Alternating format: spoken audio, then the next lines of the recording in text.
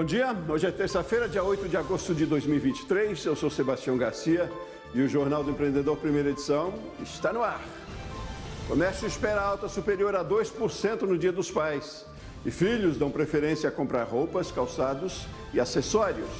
Moeda digital brasileira já tem nome e conceito visual. Criado pelo Banco Central, o Drex entra em circulação até o fim do ano que vem. E ainda vamos conhecer a trajetória de uma psicóloga que passou de dona de consultório a dona de centro clínico em apenas 9 anos. Tudo isso você confere agora no Jornal do Empreendedor, primeira edição.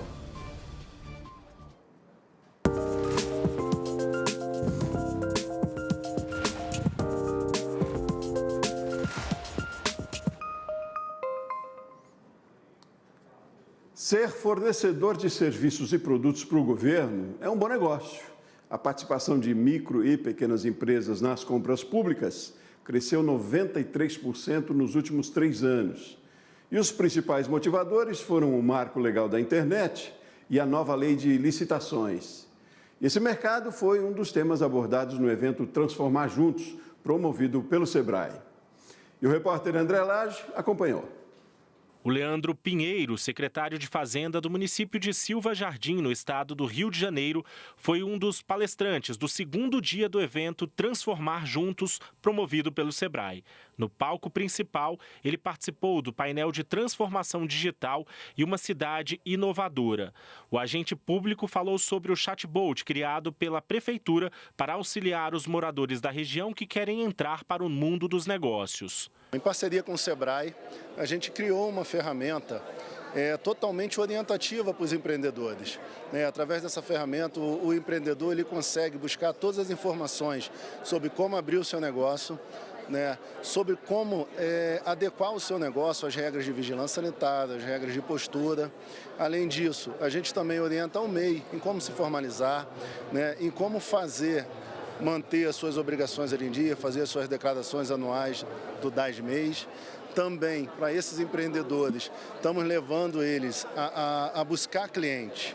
E aí, qual o melhor cliente que o poder público, Batizada de Silvia, a inteligência artificial, que funciona por meio de um aplicativo de mensagem, também fornece uma série de indicações de como os empreendedores locais podem vender para o setor público.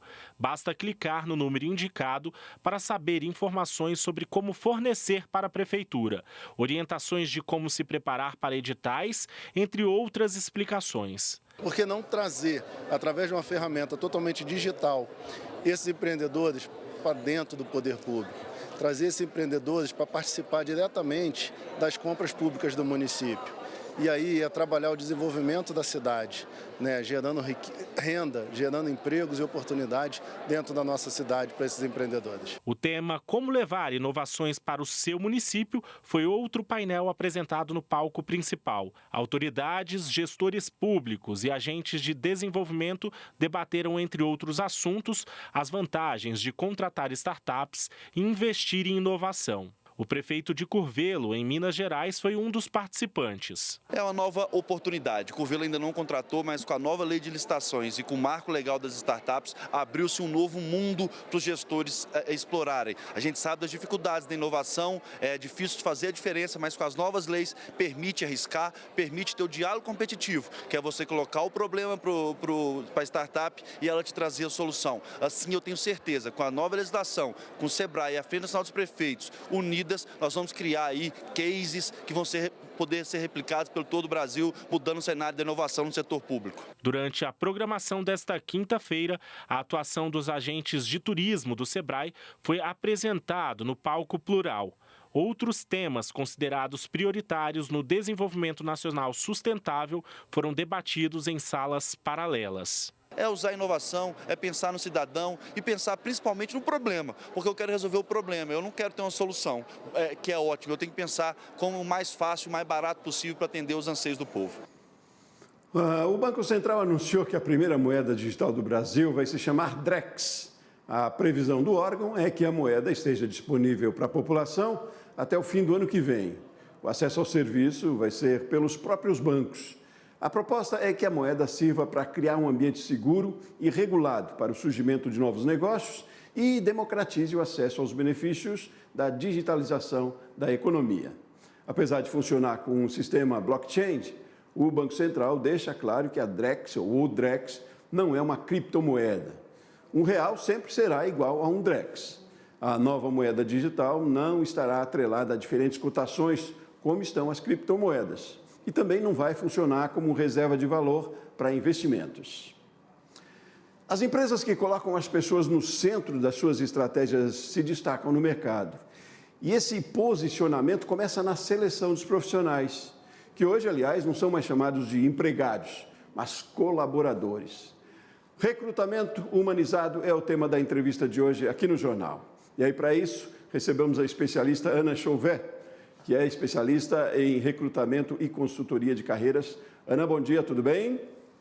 Bom dia, Sebastião, tudo ótimo. Muito obrigada mais uma vez aqui por estar dividindo esse assunto tão importante com você. Ótimo, obrigado a você por aceitar o nosso convite. E, Ana, vamos começar quase que conceituando o que é recrutamento humanizado. Sebastião, você falou muito bem. Recrutamento humanizado é quando a gente coloca as pessoas no centro, quando a gente valoriza as pessoas da forma que elas precisam ser valorizadas. Muitas empresas ainda fazem seus processos seletivos de uma forma muito operacional. O simples motivo de precisar contratar alguém, faz um processo seletivo de uma forma sem estrutura e acha que o processo é isso, é você pegar uma pessoa que quer trabalhar e colocar naquela posição. Quando, na verdade, um recrutamento humanizado e estratégico faz toda a diferença para que a gente consiga alinhar tanto as habilidades técnicas que essa vaga precisa, mas principalmente a cultura dessa empresa com os sonhos, os desejos, né? Aquilo que vai fazer o profissional feliz. Então, é quando você facilita para os dois lados um encontro onde, no final das contas, todo mundo está bem e satisfeito com as escolhas. Então, a questão é o equilíbrio entre habilidades técnicas e habilidades comportamentais. É mais ou menos isso? E ele é já na seleção e se mantém depois também? Como é que se dá esse equilíbrio? Sebastião, é exatamente isso. A gente precisa ter um equilíbrio entre o que você tem de técnico e o que você tem de comportamento. Antigamente, a gente fazia avaliação apenas por habilidades técnicas. Hoje, se você faz uma seleção apenas por uma habilidade técnica, você está deixando de ter atenção naquela característica que o profissional tem de melhor. Vamos dar um exemplo. A gente pega um profissional que ele é uma pessoa extremamente executora e colocamos ele num cargo onde ele tem que analisar dados, ele não vai conseguir entregar melhor, ele não vai ser mais produtivo. Claramente, ele está no lugar errado. Então, essa composição de entendimento do comportamento com o entendimento da prática faz total sentido para que todo mundo consiga caminhar numa direção boa, de resultado, de números e de satisfação profissional. Outra questão de equilíbrio ainda. Como que se faz o equilíbrio entre essa humanização e o uso da tecnologia, que, em tese, nos torna, enfim, mais técnicos mesmo, nos afasta de certa forma, né? Como também a tecnologia pode contribuir nesse processo? As pessoas podem até achar que a tecnologia, ela afasta as relações humanas, né? Na verdade, a gente nunca esteve tão próximo de pessoas do outro lado do mundo, né? Onde antigamente a gente precisava escrever cartas para poder estar perto delas.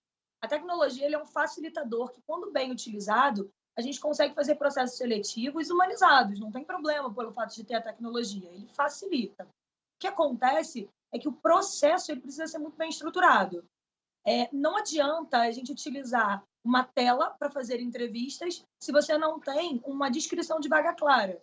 Não adianta você fazer um uso de um sistema para poder fazer uma gestão de candidatos se você não tem um passo a passo transparente para ambas as partes. Afinal das contas, Sebastião, o processo seletivo é uma via de mão dupla. Não é somente a empresa que tem que estar satisfeita e contratar uma pessoa para resolver aquele problema de atividade executada, mas o candidato ele também precisa ver sentido.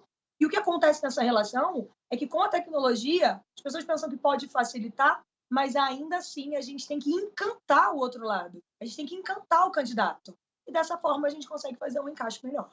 Ana, e como se mensura o resultado desse processo todo, dessa nova visão de relacionamento? A gente consegue mensurar isso através da taxa de turnover reduzida. O que é o turnover? É a taxa de rotatividade.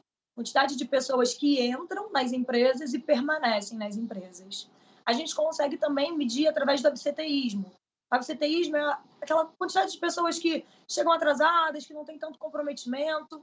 Existem alguns indicadores que a gente chama de SLA dentro do RH e a gente consegue medir determinadas satisfações.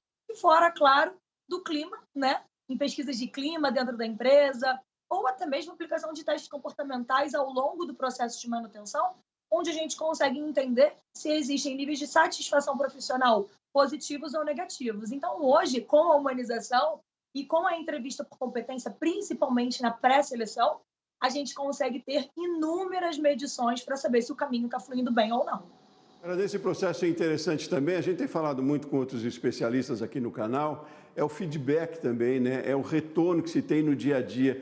Também mudou muito essa relação ou essa forma de retorno do trabalho que está sendo desenvolvido, Ana? Feedbacks hoje também não são mais, como não são mais, felizmente, os RHs de antigamente?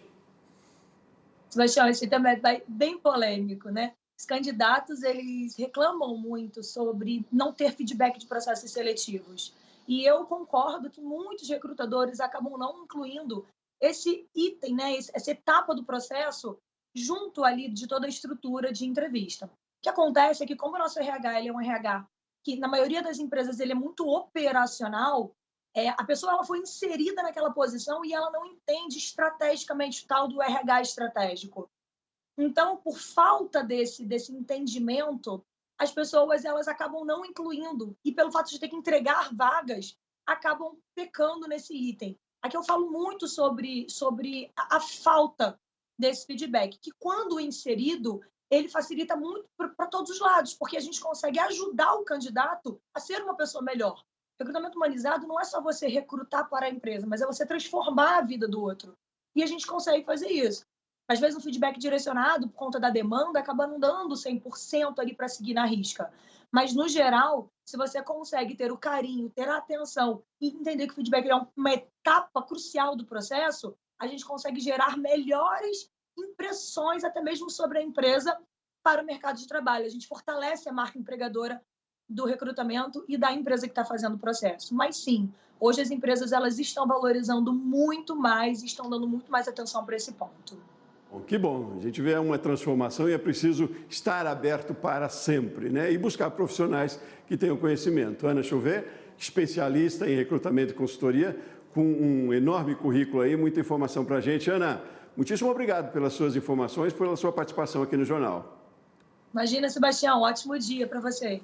Muito bem. Bom, o Dia dos Pais do próximo domingo deve ter um volume de vendas de 7,67 bilhões de reais.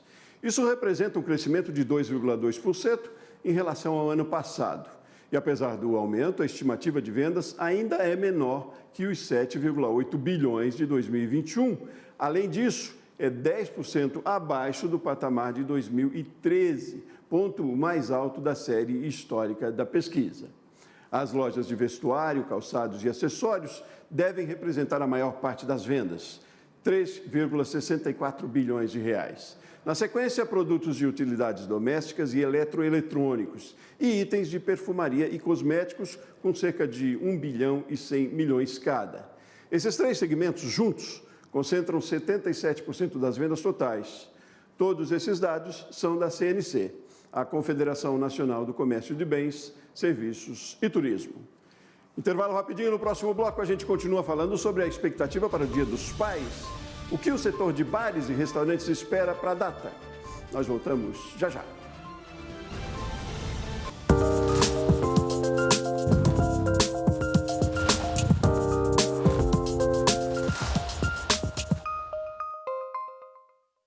Sete horas e 46 minutos, agora pelo horário de Brasília, e nós seguimos com o Jornal do Empreendedor, primeira edição. E voltamos a falar sobre expectativas para o Dia dos Pais. Segundo pesquisa da Brasel, a Associação Brasileira de Bares e Restaurantes, 81% dos empresários esperam aumentar o faturamento em relação ao ano passado. Do total de entrevistados, apenas 13% não pretendem abrir na data comemorada no próximo domingo. A notícia é promissora para o setor que tem 38% das empresas com dívidas.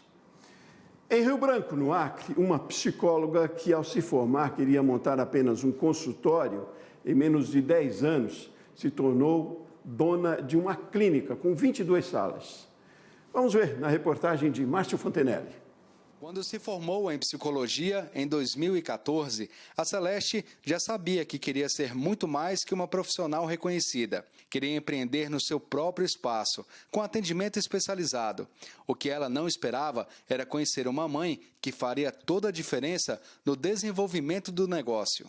Essa ideia, ela surgiu a partir do momento em que eu atendi uma mãe que me procurou, isso em 2018 para 2019, com o diagnóstico de autismo. Então, aqui em Rio Branco ainda era algo muito novo e eu não tinha essa especialidade, né? Então, essa mãe me procurou dizendo que eu saberia resolver o problema dela. Mas, infelizmente, o autismo era uma área que eu não tinha nenhum conhecimento e também tinha muito receio. Mas aquela mãe me tocou porque ela estava com 2 crianças pequenas, né, com 2 anos, que não tinha para onde ir, eu não tinha para quem encaminhar. Então, eu cheguei em casa muito tocada com aquilo e comecei a estudar e a pesquisar sobre o assunto. E então, eu comecei a me apaixonar por esse tema, comecei a buscar mais informações, viajei para buscar cursos fora. E, com isso, mais pacientes foram aparecendo e me procurando, a partir do momento em que souberam que eu tinha essa capacitação para atender crianças com TEA. E foi durante um curso em Florianópolis que ela entendeu que o mercado para atendimento infantil era grande e que um consultório poderia se transformar em um espaço dedicado ao tema. Quando eu montei o meu consultório, eu realmente montei pensando em trabalhar sozinha e atender meus pacientes de maneira bem solitária, né? Mas durante o curso, né, na viagem que eu fiz para Florianópolis, o ministrante do curso falou para a gente não reter conhecimento, né? Que aquilo poderia ajudar muito mais famílias, né? Então, ele foi mostrando para a gente o quanto o autismo era adoecedor para as famílias.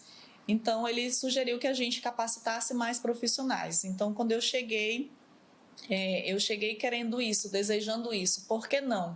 Então, eu chamei uma colega, psicóloga, para compor a equipe e depois a notícia foi se espalhando que a gente estava se tornando pioneira no modelo Denver, aqui em Rio Branco. E então foi surgindo a necessidade de contratar mais pessoas. Então, mais parceiros foram surgindo. Então, eu saí de um consultório para 2 e no meio da pandemia a gente achava que tudo ia se acabar e a gente manteve os atendimentos no online, capacitando os pais, os profissionais mantendo os seus empregos e no meio da pandemia a gente expandiu de 2 salas para 5 salas. São 35 profissionais, entre colaboradores e parceiros, que atendem em média 120 pacientes por mês, sendo a maioria crianças. O ticket médio é de R$ 150 e a Celeste conta com 22 salas.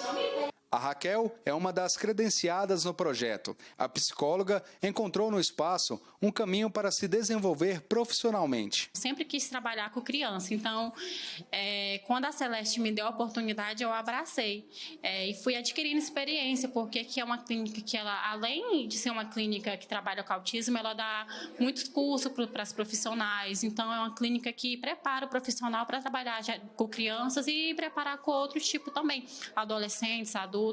Então, é uma clínica que acolhe todas as idades. E você notou que nas imagens que fizemos da Raquel, ela estava acompanhada dessa fofura, né? É a Laurinha, de 4 anos. Ela tem autismo e é uma das pacientes do espaço. A Laurinha tem sido um exemplo de sucesso no tratamento. Olha só o orgulho da mãe. O resultado foi incrível, né? Um desenvolvimento importante, desenvolvimento da fala, a comunicação como um todo, as questões do dia a dia também foram avançando e a gente viu com o tempo que as habilidades dela foram, né, crescendo, foram assim, se equiparando às crianças com um desenvolvimento típico. Então, a intervenção é bem importante. O sonho do empreendimento tem o apoio do Sebrae, que acompanha todo esse processo, mostrando os caminhos de um negócio bem estruturado e equilibrado financeiramente. Como empresária, eu me sentia muito solitária. Eu não tinha outras pessoas para compartilhar as minhas angústias. Então, para mim, o Sebrae foi um local de apoio onde eu pude me conectar com outros empresários, para a gente compartilhar as nossas dores e poder juntos pensar em estratégias para solucionar os problemas administrativos, né? E até hoje o Sebrae para mim é como um ponto de apoio. Então, todas as vezes que surge um problema novo na clínica, eu procuro o Sebrae e o Sebrae está sempre disposto a me ajudar a encontrar soluções. A Celeste chegou para a gente na prospecção, né, de atendimento, e com isso começou a desenvolver as ferramentas utilizadas. E ela se apropriou da metodologia, isso que é muito bacana. A partir do momento em que eles começam a se apropriar de ferramentas simples e ágeis, eles conseguem ver que é muito mais fácil gerir a empresa deles de forma mais simples, olhando o mercado externo, e isso aplicando dentro da empresa deles sem maiores custos. O ano de 2023 está sendo promissor para os empreendedores do setor de beleza. O crescimento foi de 24% nos 6 primeiros meses. E esse mercado tem passado por uma grande democratização. A maior delas em relação aos cabelos crespos, que hoje são símbolo de empoderamento e beleza natural. A mudança está atraindo novos investimentos. Confira na reportagem de Camila Xavier. O Brasil é um país onde se pode encontrar todos os tipos de cabelos, desde o mais liso até o crespo. Atualmente, assumir os cabelos cacheados e crespos é sinal de autenticidade. Cuidar dessas madeixas, por outro lado, é um desafio, pois requer atenção e cuidados especiais.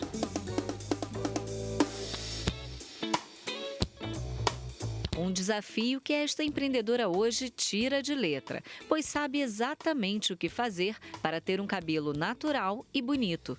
Ela começou no segmento da beleza muito nova, graças à influência da mãe, que em meio à dificuldade ensinou a ela o caminho do autocuidado e, sem saber, do empreendedorismo. Minha mãe foi minha grande inspiração, uma mulher super vaidosa. Hoje ela vai fazer 80 anos, mas está sempre linda. E ela sempre se cuidou muito e cuidou muito de mim, das minhas irmãs. E aí meu pai não deixava ela trabalhar, também não dava dinheiro para as vaidades. E ela resolveu estudar, fazer curso de cabelo, de manicure. E com isso ela foi nos ensinando e nos introduzindo nesse mundo. Então, com 12 anos eu já sabia fazer unha profissionalmente. Ela começou trabalhando em outros salões, na garagem de casa, até decidir apostar no mercado da beleza afro. E foi a filha, com apenas 2 anos de idade, que a incentivou.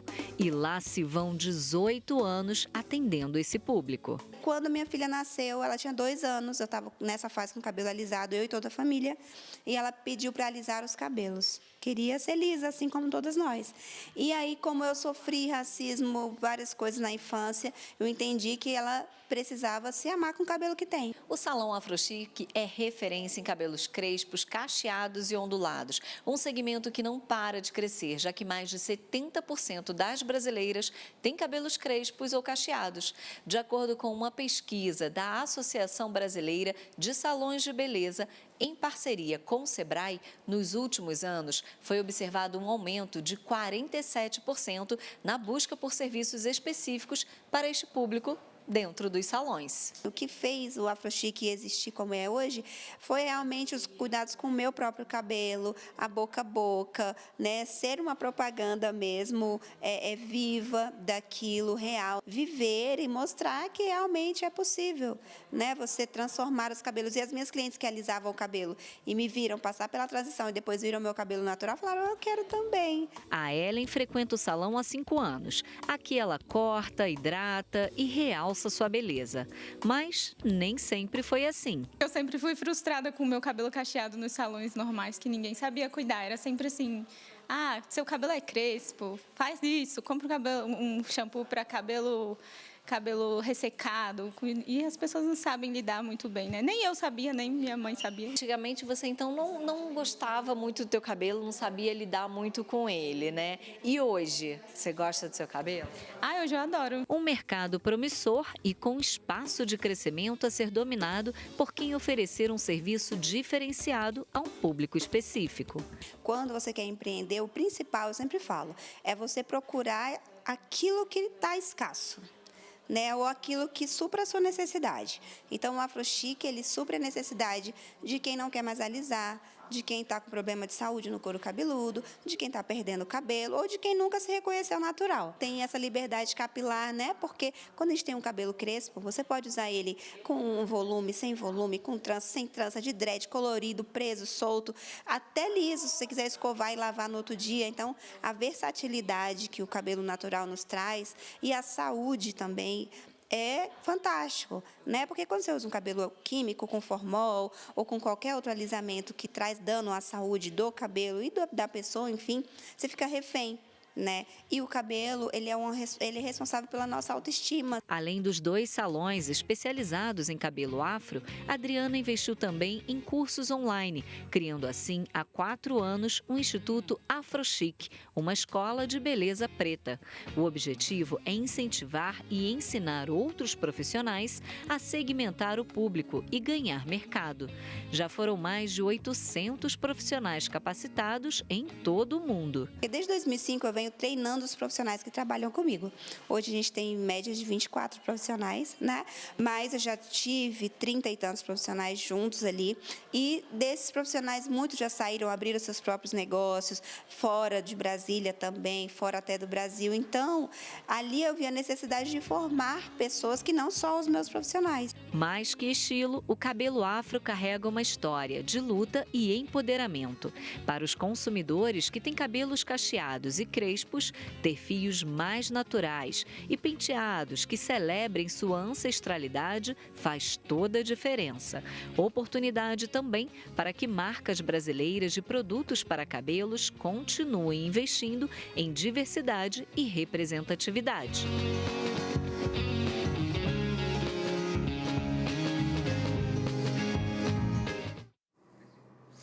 Muito bem, e assim a gente termina então essa primeira edição do Jornal do Empreendedor. Mais notícias ao vivo aqui de Brasília, na segunda edição às 11h30. Eu volto e espero por você. Um abraço grande, até mais.